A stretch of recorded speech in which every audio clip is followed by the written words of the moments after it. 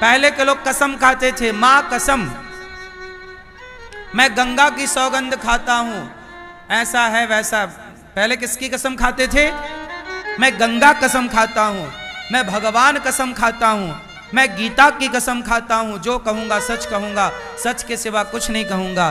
भाई गीता की ये जो आन है, सौगंध है, गीता की सौगंध तब खाओगे ना जब गीता को जानोगे, गीता के महत्व को समझोगे। अब गीता के महत्व को समझोगे ही नहीं तो गीता की झूठी कसम खाने में देर कितनी लगनी है।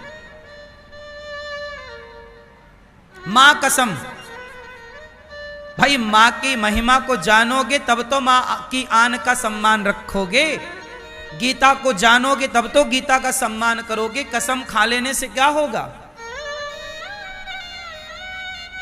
आदमी 100 कसम खा के झूठ बोल देता है। क्यों बोल रहा है? क्योंकि धर्म का पाठ पढ़ा ही नहीं। धर्म का पाठ पढ़ेगा तो हरिश्चंद्र बाजार में बिक गए थे, पर उन्होंने अपना सत्य, अपना धर्म नहीं छोड़ा था। पत्नी तारा बिक गई बाजार में, पुत्र रोहित बिक गया। क्या क्या कहानी पढ़ना जरा साहब।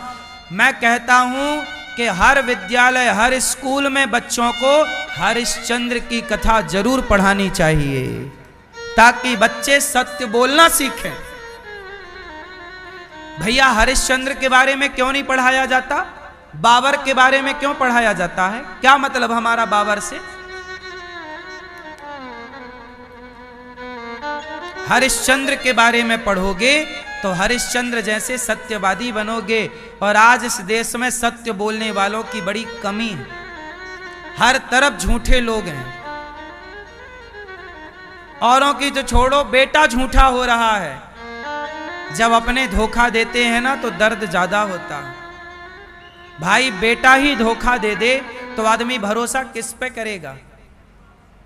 सबसे भरोसेमंद तो पुत्र ही होता है, सबसे भरोसेमंद तो पिता ही होता है, सबसे भरोसेमंद तो मां ही होती है।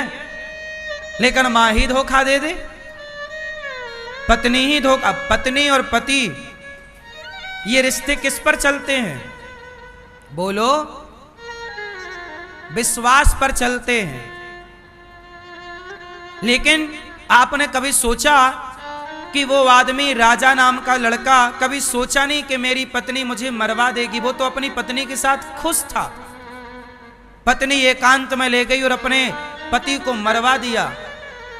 जब उसे पता लगा मेरी पत्नी ही मुझे मरवा रही है, तो बेचारा वो तो उसी समय मर जाएगा, बिना मारे मर जाएगा। जब अपने ही धोखा देंगे तो आदमी तो तुरंत मर जाएगा। हमें आप पर बड़ा भरोसा है, आपको हम पर बड़ा भरोसा है, पर हम आपका भरोसा तोड़ दें तो आदमी खड़ा खड़ा गिर जाए। यार अब किस पे फिर विश्वास करें? आदमी को चाकू तलवार गोली से मारने की जरूरत नहीं है। जब आप किसी का भरोसा तोड़ देते हैं तो वो अपने आप मर जाता है। यही तो मरना। बेटे, आजकल के बेटे माँ बाप का भरोसा तोड़ देते हैं तो क्या समझते हो आप? आपके माँ बाप मर ही तो गए,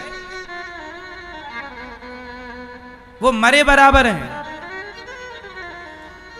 जब किसी मां को पता लगता होगा कि मेरी बेटी फलाने के संग भाग गई, तो आपको क्या लगता है? आपकी मां खुशियां मना रही होगी? बेचारी वो तो चलती फिरती को मुर्दा हो गई। वो क्या कहे, किसको कहे कि मेरी अपनी बेटी ने जब मुझे धोखा दिया तो मैं अब किससे क्या कहूं? मेरे अपने बेटे ने यदि धोखा दिया तो मैं फिर किससे क्या उम्मीद करूंगा? क्या उम्मीद आपसे करूं? क्या उम्मीद आपसे करूं? अरे सबसे बड़ी उम्मीद तो अपनी बेटी और अपने बेटों से ही तो होती है, अपने भाई से ही तो होती है। पर अपना भाई ही मुझे जहर दे दे तब तो फिर बिना जहर के मर जाऊं भाई। क्यों? ये संसार किस पर चल रहा है? विश्वास पर। और विश्वास को मजबूत करना है, धर्म को मजबूत करना है, सत्य को मजबूत करना है, तो बच्चों को हरिश्चंद्र का पाठ जरूर पढ़ाना चाहिए स्कूलों में। कि हरिश्चंद्र का पूरा त्याग बताओ कि बाजार में क्यों बिके वो। विश्वामित्र जी उनकी परीक्षा लेना चाहते थे। वशिष्ठ जी ने कह दिया स्वर्ग में। एक बार स्वर्ग में मीटिंग हुई तो सारे ऋषि आए, कश्यपोत्री विश्वामित्रोथ गौतम जमदग्नि भरद्वाज, ये सारे ऋषि आए। कश्यपोत्री वशिष्ठस्य विश्वामित्रोथ गौतम, कश्यपत्री विश्वामित्र वशिष्ठ जमदग्नि भारद्वाज, ये सब ऋषि स्वर्ग में पहुंचे। वहां पर विश्वामित्र और वशिष्ठ जी भी आए। तो वहां स्वर्ग में एक प्रश्न खड़ा हुआ देवताओं के सामने, बताओ धरती में सबसे बड़ा धर्मात्मा कौन है? तो गुरु वशिष्ठ जी ने कहा कि इस समय पूरे धरती में मृत्यु लोक में सबसे बड़ा धर्मात्मा और सत्यवादी कोई है तो राजा हरिश्चंद्र है। किसने बोला ये बात? वशिष्ठ जी ने बोला। किसने बोली ये बात? कहां बोली?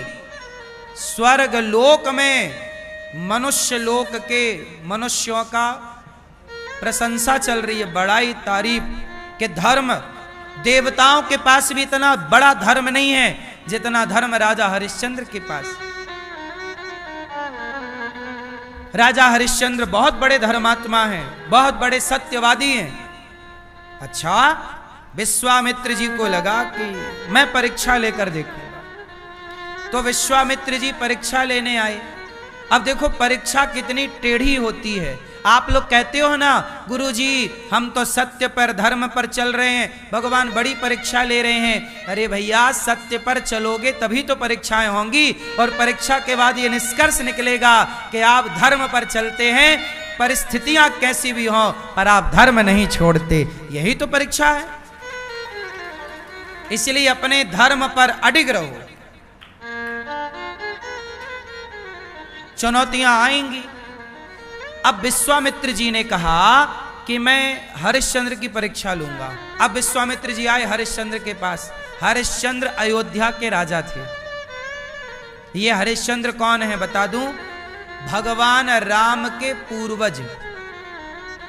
भगवान राम के कौन है ये?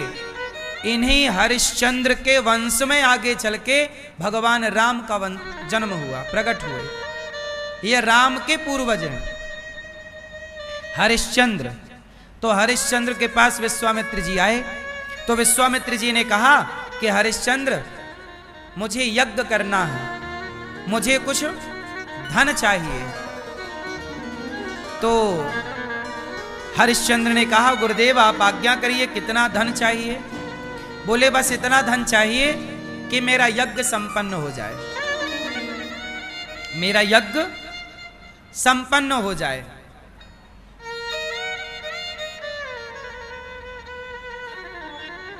यज्ञ संपन्न हो जाए, ठीक है। उन्होंने ये कहा कि हाथी पर बैठ करके, देखो उस समय विश्वामित्र जी ने कहा कि मैं हाथी पर बैठ करके सिक्का उछालूंगा, जितने ऊपर तक सिक्का जाएगा, पहले सोने के सिक्का चलते थे, जितना ऊपर सिक्का जाए उतना धन चाहिए, मतलब उतना ऊंचा सोने का ढेर, इतना धन चाहिए मुझे यज्ञ के लिए। तो हरिश्चंद्र बोले ले जाओ।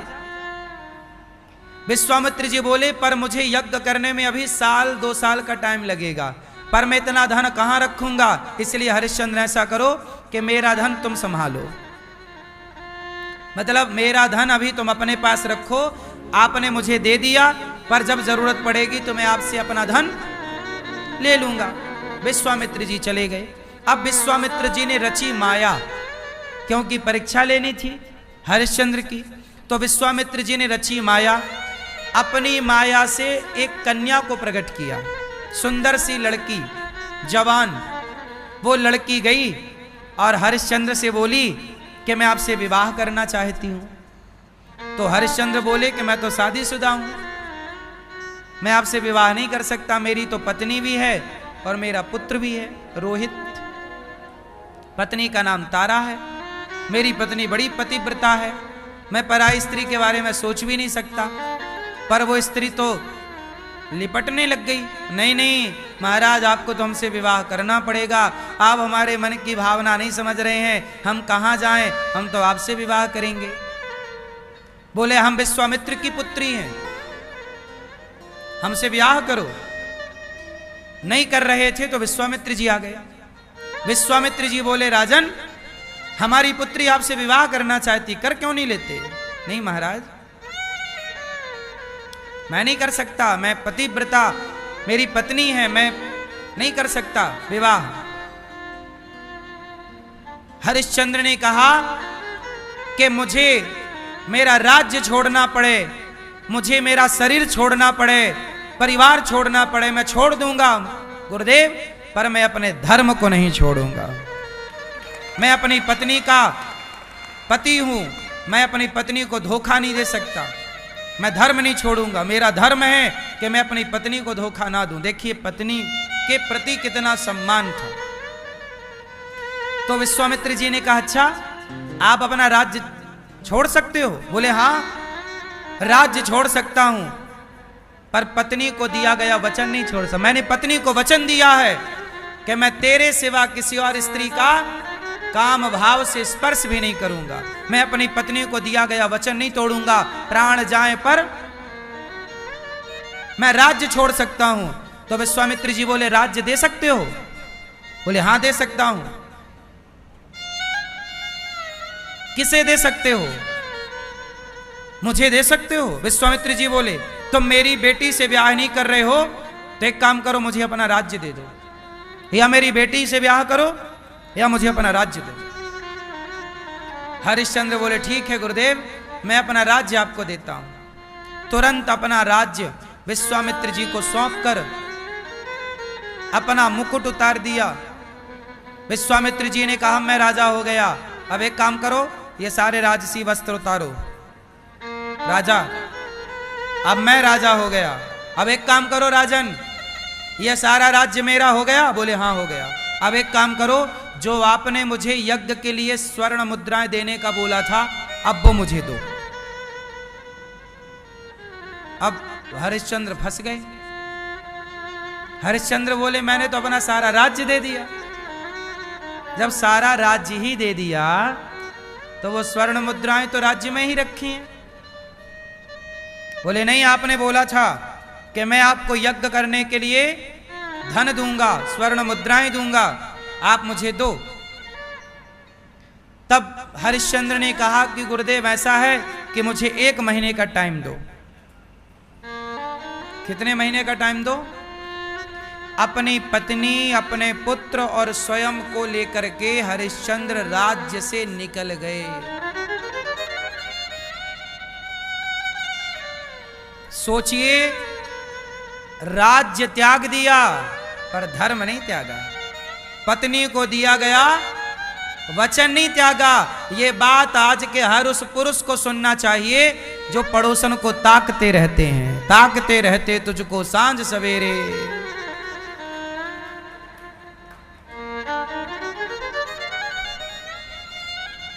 ये कथाएं आपको धर्मात्मा बनाएंगी, लेकिन इन कथाओं को आजकल कोई नहीं पढ़ रहा है। देखो धर्म कैसा है। राज्य त्याग दिया, इतना वैभव संपन्न राज्य था हरिश्चंद्र जी का, पर किसके लिए त्याग दिया? वचन के लिए। और पत्नी ही तो मिल रही थी, दूसरा ब्याह कर लेते, राजा थे, 2-4 ब्याह कर लेते तो बुराई क्या थी? नहीं, पत्नी को वचन दिया है, छोड़ेंगे नहीं। और आप लोग अपनी एक पत्नी को वचन देते हो और वो मर जाए तो दूसरी जिंदाबाद, दूसरी ले आते हो। आज का आदमी, कुछ लोग झूठे हैं। हरिश्चंद्र चले बाजार की तरफ। इतना धन कैसे मिलता, कहां से कमाते?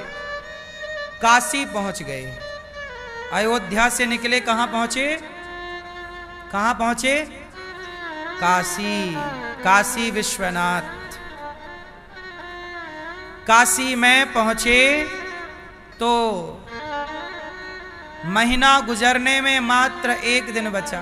कोई काम नहीं, कोई पैसों का जुगाड़ नहीं। विश्वामित्र जी आ गए, चलो मेरा धन दो। बोले महाराज 1 दिन का टाइम और है। पत्नी तारा बोली कि प्राणनाथ ऐसा करिए कि आप मुझे बाजार में बेच दीजिए। हरिश्चंद्र बोले, देवी तुम जैसी पतिव्रता को क्या बाजार में बेच दूं, ये सही है? महाराज मैं किसी की दासी बनकर रह लूंगी, पर आपका धर्म बच जाए ये बड़ी बात। पहले के जमाने में लोग भी खरीदे और बेचे जाते थे, पता है, दासी के रूप में। मतलब आप मेरे घर का काम धाम करेंगे, मैं आपके घर का काम करूं, और इसका एक हिसाब हो जाता था कि एक पैसा दे दिया जाए, और उससे तो राजा हरिश्चंद्र ने बाजार में बोली लगाई, है कोई पत्नी को खरीदने वाला? तब वहां पर स्वयं भगवान शंकर और माता पार्वती, भगवान शंकर एक ब्राह्मण का रूप बनाते हैं और ब्राह्मण बन करके आते हैं और राजा हरिश्चंद्र की पत्नी को खरीदते हैं। कितना कितना धन? बोले इतना। तो बोले इतना तो मैं नहीं दे सकता। तो अच्छा आप कितना दे सकते? बोले इसका आधा दे सकता। तो पत्नी बोली, प्राणनाथ मैं आपका आधा धर्म बचा सकती हूं, अपने आपको बेचकर, तो मुझे बेच दो। साक्षात भगवान शंकर ने एक ब्राह्मण का रूप बनाया और हरिश्चंद्र की पत्नी को खरीद कर, तो रोहित भी रोने लग गया। बच्चा था 5 साल का। माँ मुझे छोड़कर कहाँ जा रही हो माँ? तब पंडित जी बोले, इस बच्चे का भी मैं थोड़ा धन दे देता हूँ, इसको भी खरीद लो। खरीद लिया बच्चे रोहित को। अब तारा और रोहित दोनों चले। पंडित जी की पत्नी पंडितानी, वो पंडितानी वैसे और कोई थी नहीं, साक्षात माता पार्वती थी। पर तारा की परीक्षा लेनी थी तो माता पार्वती ने बड़ा कड़ा व्यवहार रखा। परीक्षा तो कड़ी होती है, कठिन होती है। अब तारा को खरीद लिया, बड़ा काम कराएं, कुएं से पानी, दिन भर काम कराएं, तो खाने को बची खुची जूठन दें, पर तारा खुश थी। आज महीने का अंतिम दिवस था। विश्वामित्र जी आ गए कि चलो मेरा धन दो। बोले आधा ये है, आधे की व्यवस्था करता हूं। अपने को बेच दिया बाजार में। तब यमराज आ गए। यमराज डोम का रूप बनाकर आए, शमशान के मालिक बनकर। बोले तुम मेरे शमशान में काम करोगे? हाँ करूंगा, मुझे इतना धन चाहिए। डोम ने दे दिया। हरिश्चंद्र ने पत्नी को, पुत्र को, स्वयं को बाजार में बेचा और अपना ऋण चुकाया। और आप लोग, कुछ लोग ऐसे हैं कि किसी का पैसा ले लेते हो तो चुकाने का नाम नहीं लेते। यदि किसी का पैसा खा के मरोगे तो याद रखना इस बात को, अगले जन्म में उसके घर का कुत्ता बन के तुम्हें चुकाना पड़ेगा। चुकाना तो तुम्हारे बाप को पड़ेगा। ईश्वर की अदालत में कोई बचा नहीं। इसलिए कहता हूं कि किसी का 1 रुपए लेकर मरिएगा मत। मरने के पहले ऋण चुका दो। और मैं कहता हूं जियो ऐसे कि ऋण वर लेना ही ना पड़े। पता नहीं मर गए तो कैसे चुकेगा। इसलिए किसी से 1 रुपए ना लेना, 1 ना देना 2। और किसी का लिया है तो जल्दी चुकाओ। आप नहीं चुका पाओ तो आपका बेटा चुकाए। हरिश्चंद्र बाजार में बिक गए पर ऋण चुकाया। और आजकल के लोग 5,000 लेते हैं तो 5 साल तक नहीं चुकाते और बोलते हैं खा के भागे जा रहे हैं। अरे नहीं भागे जा रहे हो तो चुकाओ।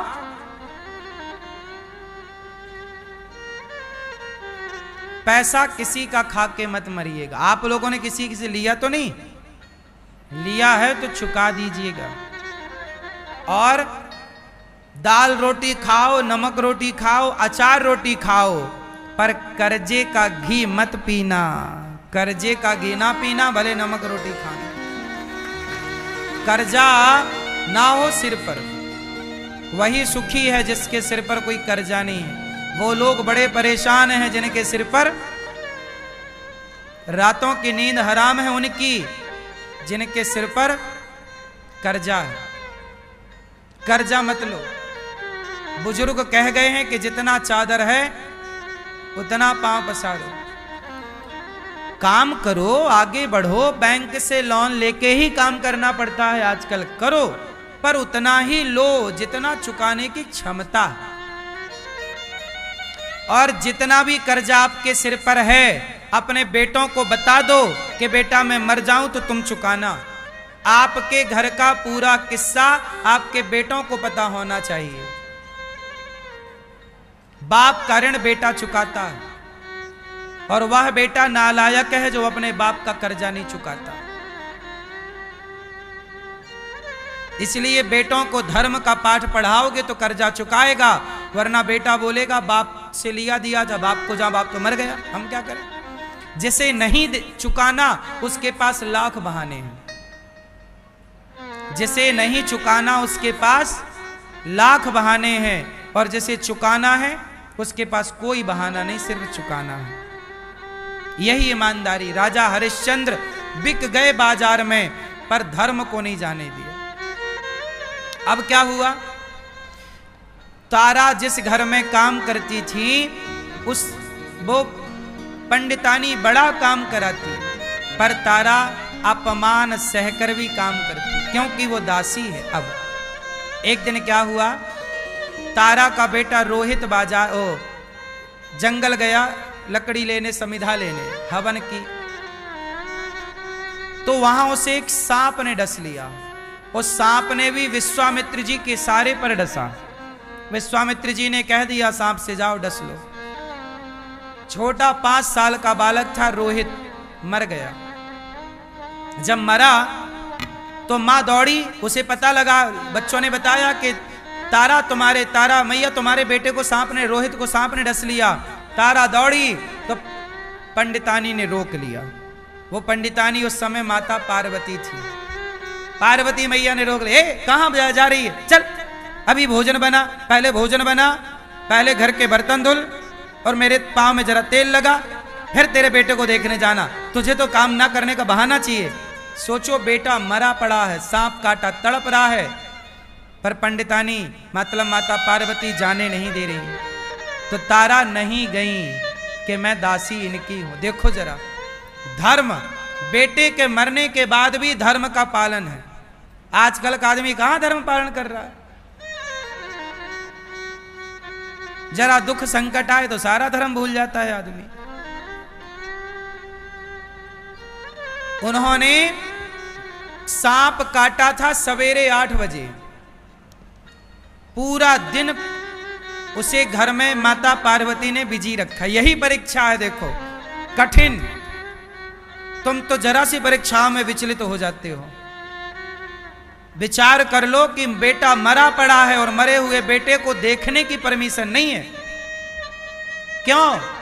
बोले आप बिक चुके हैं बाजार में, आप दासी हैं तो पहले रोटी बनाओ, रोजमर्रा का काम निपटाओ।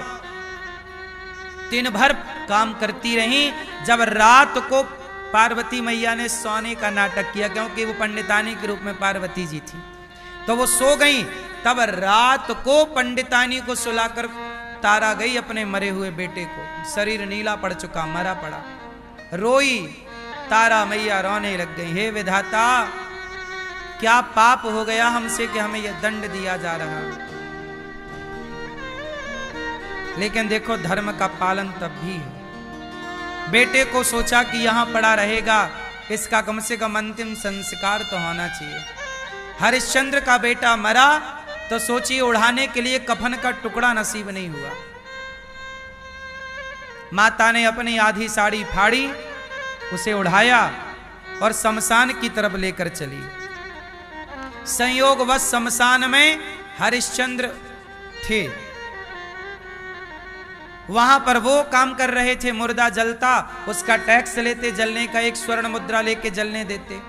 तो तारा पहुंच गई, शमशान में रो रही है। हरिश्चंद्र बोले देवी तुम कौन हो? भैया महाराज मैं तारा हूं। तारा, हरिश्चंद्र को कुछ याद आया, तारा तो मेरी पत्नी का नाम था। क्या हुआ देवी? महाराज मेरे पुत्र को सांप ने डस लिया, इसका अंतिम संस्कार करने आई हूं। हरिश्चंद्र ने कहा कि आपको पहले 1 स्वर्ण मुद्रा देनी पड़ेगी। इस शमशान का नियम है कि जो मुर्दा जलेगा पहले उसे एक स्वर्ण मुद्रा देनी पड़ेगी, क्या तुम दोगी? बोले मेरे पास तो कुछ नहीं है। तो जाओ अपनी मालकिन से मांग कर लाओ। मालकिन के पास चली मांगने कि बेटा मर गया है तो एक स्वर्ण मुद्रा दोगी तो उसका अंतिम संस्कार होगा, नहीं तो नहीं होगा। और ये मांग कौन रहा है? हरिश्चंद्र। सोचिए कि बाप तारा पहचान गई कि महाराज आप, महाराज हरिश्चंद्र पहचान गए कि तारा तुम, क्या हुआ रोहित को? बोले सांप ने डस लिया। हरिश्चंद्र रोए पर करें क्या? पुत्र चला गया, किसके कारण? धर्म का पालन करने के कारण। लेकिन देखिए पुत्र से भी ऊपर धर्म है। अब बेटा मरा पड़ा है और बाप कह रहा कि पहले टैक्स लाओ, क्योंकि मैं मालिक का नौकर हूं और उसका नियम है कि यहां टैक्स लगेगा, एक स्वर्ण मुद्रा, तब जाके जलने देंगे। आपको लगे कि कैसा निर्दयी बाप है, निर्दयी नहीं है, यही धर्म है साहब। धर्म इतना भी तो आसान नहीं है। धर्म इतना ही आसान होता तो सब ना धर्म का पालन करते। आज करोड़ों में कोई एक है शायद जो धर्म का आचरण कर रहा है, वरना आप खुद अपने आप को बताओ कि आप दिन भर में कितने झूठ बोल लेते हो, आप खुद कितने धर्म के रास्ते पर हो। आज का आदमी कितना अधिक बेईमान है, ये आप लोग बेहतर जानते हैं। धर्म की तो अब केवल कहानियां बची हैं, धर्म अब कहीं छिपा होगा, कहीं कहीं। हरिश्चंद्र तो बोले जाओ लेकर आओ। पत्नी तारा चली अपने मालकिन के घर। संयोग देखिए कि मालकिन के घर जब रात को चली तो उसी समय वो पंडित पंडितानी के घर चोरों ने चोरी कर ली। और चोरी कर ली, पंडितानी दौड़ी, चोर चोर चोर, तो चोर तो मिले नहीं, रास्ते में तारा मिल गई। बोले तू क्या कर रही थी बाहर? यही चोरी की है। राजा के पास ले गए, राजन इसने हमारे घर में चोरी करवाई और की, इसी का हाथ था चोरी में, नहीं तो तू आधी रात को बाहर क्या कर रही है? अब वो कैसे बताए कि मैं शमशान से बेटे के लिए एक स्वर्ण मुद्रा लेने आई हूं। राजा ने कह दिया कि जाओ जाओ इसका सिर कटवा दो। तारा को सेना ने बांध लिया और सेना का राजा का जो डोम था, डोम से कहा, डोम मतलब जल्लाद, जल्लाद ना फांसी रस्सी चढ़ा के वो खींचो, उसे जल्लाद कहते हैं। जल्लाद को राजा ने आदेश दिया जाओ इस महिला ने चोरी की है, हमारे राज्य में जाओ इसका सिर काटो। तो जल्लाद उस महिला को ले गया शमशान। शमशान में कौन था? हरिश्चंद्र। और डोम का दास था हरिश्चंद्र। तो डोम ने हरिश्चंद्र को तलवार दे दिया, बोले लो राजा ने आदेश दिया है कि इसका सिर काट दो। ये रहा तलवार रही, ये महिला की गर्दन उड़ा दो। अब हरिश्चंद्र के हाथ में तलवार है और सामने है पत्नी, वो पत्नी पतिव्रता नारी जो अपने पति के लिए बाजार में बिक गई, जिन्होंने किसी भी परिस्थिति में धर्म को नहीं छोड़ा। लेकिन देखो कितनी घोर कठिन परीक्षा ली जा रही है।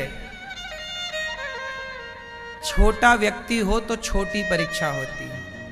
हरिश्चंद्र की इतनी कठिन परीक्षा थी कि युगों युगों के बाद भी उनका नाम अमर है। परीक्षा बढ़ी तो नाम बढ़ा,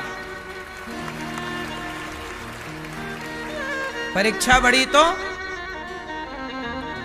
आप कितनी बड़ी परीक्षा देने को तैयार हैं?